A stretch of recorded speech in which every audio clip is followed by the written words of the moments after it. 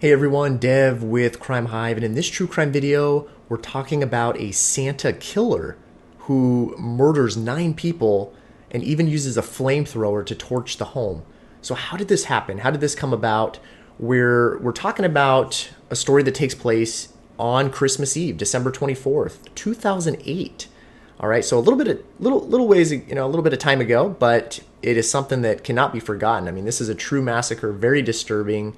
And you're looking at the Ortega family right here. This is a picture of them. By all accounts, just the Ortegas are living the all-American dream. Successful business. They have multiple children. 2 sons, 3 daughters. Those children have children, and they end up throwing this very big Christmas Eve party. It's a tradition for them. They had 25 people at this party on Christmas Eve. They played poker, they played games, they had lots of food. So this is a very, very festive time. And lo and behold, someone dressed as Santa rings the doorbell and a massacre ensues. 9 people ended up killed from this family. So that's what we're going to talk about, is how this happened, what transpired, and just how this came about. Before I do, again, if you like these kind of true crime videos, just hit subscribe. If you hit the bell notification to all, you can get all these updates. If you like it, share it. Help support Crime Hive as we grow. Now, let's get into the story here, though. So, again, Christmas Eve, 2008. You've got the family here. And what we learn as we dig into, I've got my notes here to talk about as well. You've got this party.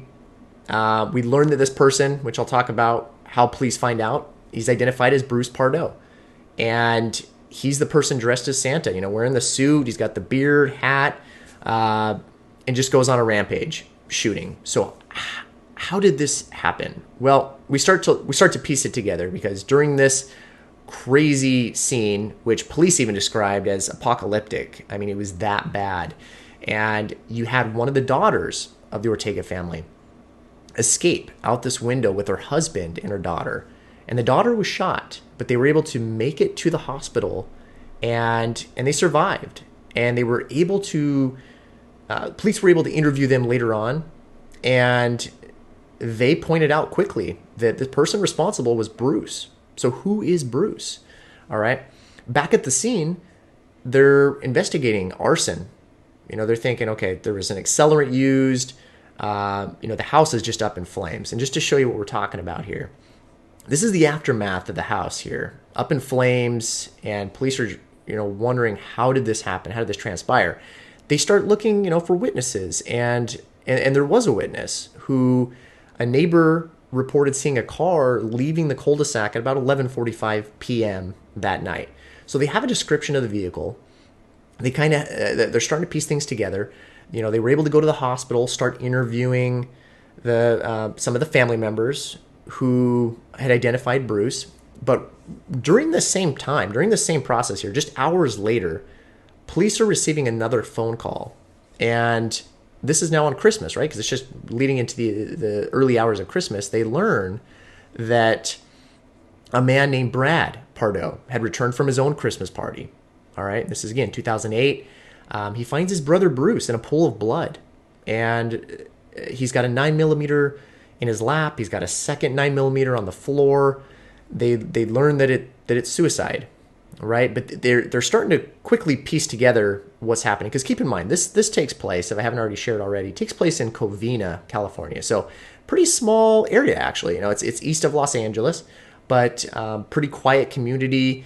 And these things are happening, within a couple hours in the same area, and they're starting to connect the dots, right? So as police start investigating this scene now, they learn that Bruce had been just recently divorced from a woman named Sylvia Ortiz, and her maiden name was Ortega.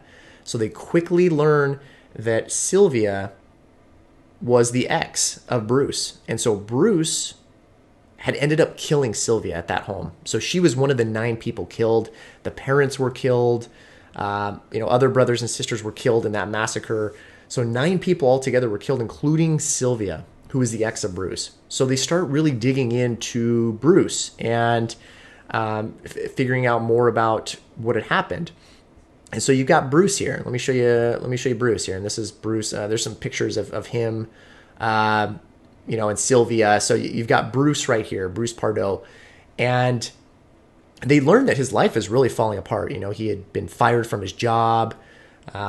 He had a knee injury at one point, and he kind of just went off the map health-wise. He was gaining weight. He wasn't taking care of himself. Apparently, he wasn't taking showers, and may have had a mental problem developing. So he, by all accounts, he wasn't a criminal. Neighbors, you always hear this story, about this person who was just nice and cheerful and, pleasant to be around.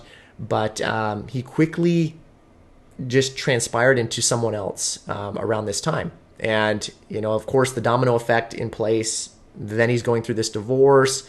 And he quickly develops a new mindset that he's going to not just kill Sylvia, his ex, but kill the entire family.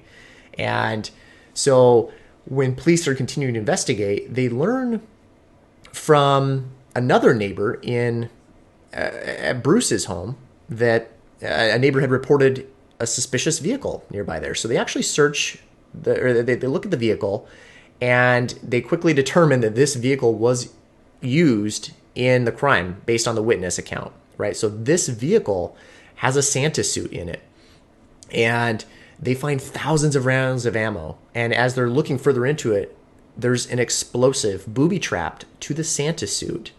And so the bomb squad actually had to go out, and they quickly had to detonate this bomb. So it actually explodes the vehicle.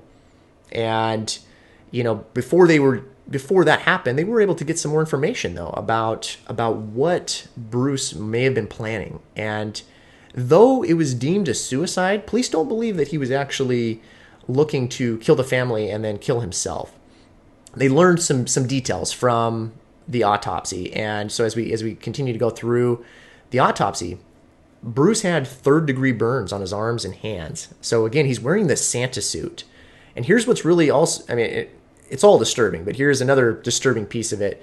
When he shows up at that door, ringing that doorbell, Bruce had a flamethrower, a handmade flamethrower that was packaged, like a gift. So he goes into the home. This is what police learned. He goes in. He's got multiple guns, multiple 9mm handguns. He starts firing at people. Now for each of those 9 victims, they were all shot. All right, and this isn't like a high-powered rifle. We're talking about individual shots with a 9mm. He's killing 9, and then when he's run out of bullets, completely out of bullets with his guns, he then unpackages his flamethrower and just starts going to town on the house with the flamethrower. It was, let's see, what was it, 18 gallons, I think it was, of gas. I think he had used 18 gallons, if I remember right, with this flamethrower. Well, something caused an explosion in the home, and so there must have been an open flame, police believed. And so he gets burned badly. He's got burns on his arms, his hands. From the autopsy, they learned that his legs, the Santa suit had melted to his body. So it was really bad. And so, they initially didn't think he intended to kill himself. There was no suicide note. Apparently, there was even $17,000 of cash strapped to his leg. Now, the vehicle, going back to the vehicle, before it was detonated, essentially, they learned that there were some items inside his vehicle, Bruce's vehicle. There were, supplies. He had a computer, clothes. He had a map of Mexico. It just suggested that he was planning on fleeing and leaving in his rental vehicle after this killing. But because of those burns, they were so bad, they believed that Bruce ended up going back to his home and killing himself. He ended it right there. So pretty crazy story. And there's the 18 gallons there with the homemade flamethrower that he used, and it's quite a bizarre story. A lot going on. Here's a picture of the Santa suit in his vehicle that police had found. And they even had a picture of the flamethrower that he had created. He had it on trolley. It's a big flamethrower. He apparently had it on a trolley. It was packaged. So again, very disturbing case. Takes place in 2008, but it remains. It was one of the most disturbing cases around Christmas, around the holidays. So as we're approaching the holidays now, if you celebrate Christmas or the holidays around that, you know, we cannot forget about this crazy case. So hope that gives you a better understanding of this video here, and I'll be coming out with more, obviously. This is Dev with Crime Hive, and we'll see you in another video soon. You take care.